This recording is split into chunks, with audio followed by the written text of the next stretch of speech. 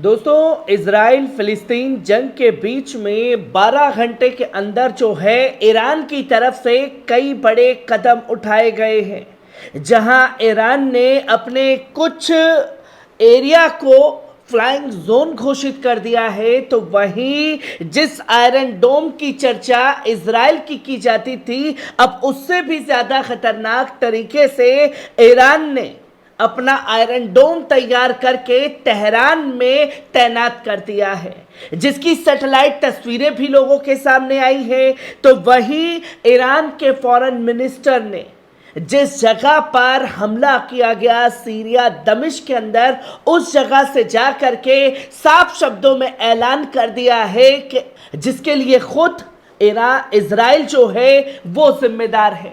तो वहीं अमेरिका भी अब खुल करके आगे आने लगा है और ईरान के तरफ एक समझौता भेजा है। वो समझौता ये भेजा है कि अगर आप इजराइल को टारगेट नहीं करते हैं तो हम परमानेंट सीजफायर कराने के लिए तैयार हैं। थू है इनके परमानेंट सीजफायर को लेकर के जो अमेरिका ये दावे लगातार कर रहा है, जहां जंग के 6 महीने से ज्यादा हो चुके हैं। और जंग जब 6 महीने से ज्यादा समय पर बीत चुकी है, तब अमेरिका कहां मर गया था जब उसे यकीनन सीजफायर कराने की जरूरत थी। एक एक कर कई बड़ी चीजें घटित हुई हैं।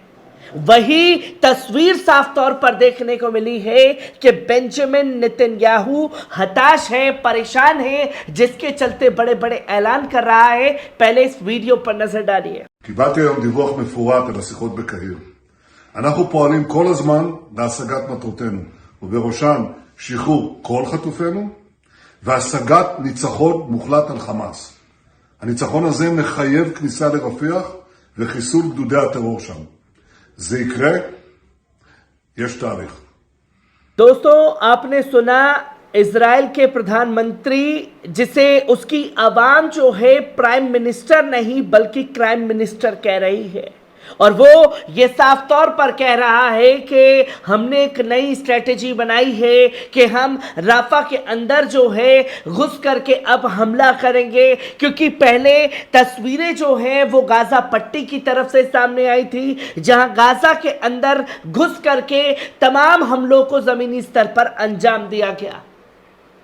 और अब एक प्रेशर बनाने के लिए हम राफा की तरफ से एंटर करेंगे। दूसरी तरफ अमेरिका कहता है कि हम परमानेंट सीजफायर कराएंगे, आप अमेरिका इजराइल के ऊपर जो है हमले ना करें।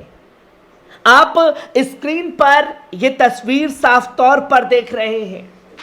ये तस्वीर है ईरान की, जहां उसने खास तौर पर ये ऐलान कर दिया है कि ये एरिया हमारे जो हैं वो नो फ्लाइंग जोन घोषित किए जाते हैं, जो कि आप स्क्रीन पर साफ तौर पर देख सकते हैं। कलर के हिसाब से इसे समझाया गया है, जहां रेड लाइन जो है इन जगह को नो फ्लाइंग जोन घोषित किया गया है और इधर से गन फायर की जाएगी।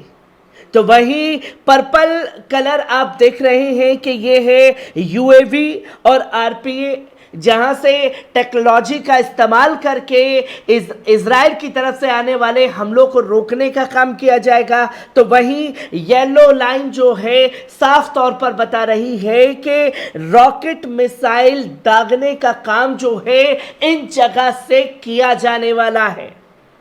नो फ्लाइंग जोन घोषित कर देना ईरान की तरफ से ये बड़े जंग की संकेत की तस्वीर को भी दिखा रहा है, जहां आपको बता दें कि जब ईरान की तरफ से ये तमाम तस्वीरें सामने आ रही हैं तो पूरी दुनिया ने ईरान की सेना का लोहा मान लिया है, जहां 145 देशों में 14वें स्थान पर रैंक जो है वो ईरान की सेना की आ चुकी है, जो कि according to the 2024 global fire power GFP के मुताबिक जो रिव्यू किया गया है, उस रिव्यू में 14वें नंबर पर है ईरान की सेना।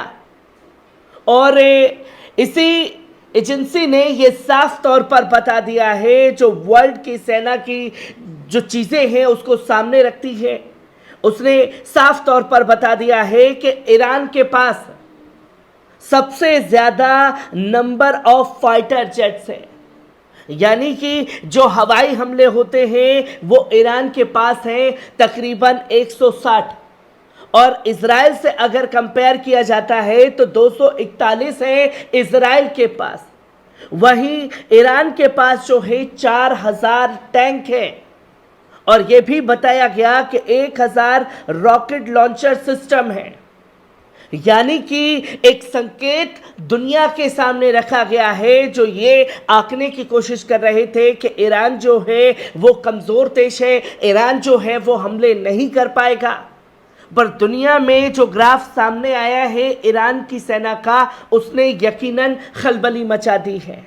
जहां आप स्क्रीन पर साफ तौर पर देख सकते हैं कि ईरान के फॉरेन मिनिस्टर ने सीरिया दमिश्क पहुंच करके ये ऐलान किया कि इजराइल के लिए आने वाले समय में बड़े कठिनाइयों का दौर सामने आने वाला है, जिसके लिए खुद इजराइल जो है वो जिम्मेदार है, और हम ये खुल करके ऐलान करते हैं। जहां उन्होंने साफ तौर पर बशर अल असद जो सीरिया के प्रधानमंत्री हैं उनसे मुलाकात करके ये साफ तौर पर कह दिया है कि हम किसी भी कीमत पर इजराइल को बख्शने के मूड में नहीं है, हम पूरी तरीके से तैयार हैं इजराइल के ऊपर हमला करने के लिए। और ये संकेत साफ तौर पर दे दिए हैं, और तमाम खाड़ी देशों को ये लेटर जो है ईरान की तरफ से दे दिया गया है।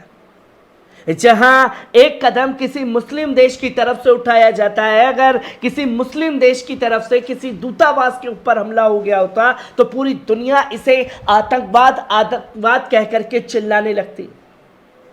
पर इजराइल के द्वारा किए गए इस आतंकी घटना को लेकर के पूरी दुनिया ने खामोशी इख्तियार कर ली है। तो वहीं आप साफ तौर पर स्क्रीन पर देख रहे हैं कि कैसे ईरान ने अपना आयरन डोम सिस्टम जो है वो तैयार किया है। ईरान जुबिन सैम सिस्टम जो है, जो कि ईरानियन आयरन डोम है, उसने उसे तेहरान में तैनात कर दिया है। और इसी के साथ साथ अमेरिका ये चाहता है, ये बता रहा है कि वो परमानेंट सीजफायर कराने के लिए तैयार है। तो वहीं ईरान की तरफ से एक मैसेज दे दिया गया है, it is now confirm that Iran has told United State that it can avoid a direct strike on Israel by permanent ceasefire deal in Gaza. आप डायरेक्ट हमले जो हैं वो ना करें इजराइल के ऊपर, और हम परमानेंट सीजफायर कराने के लिए तैयार हैं।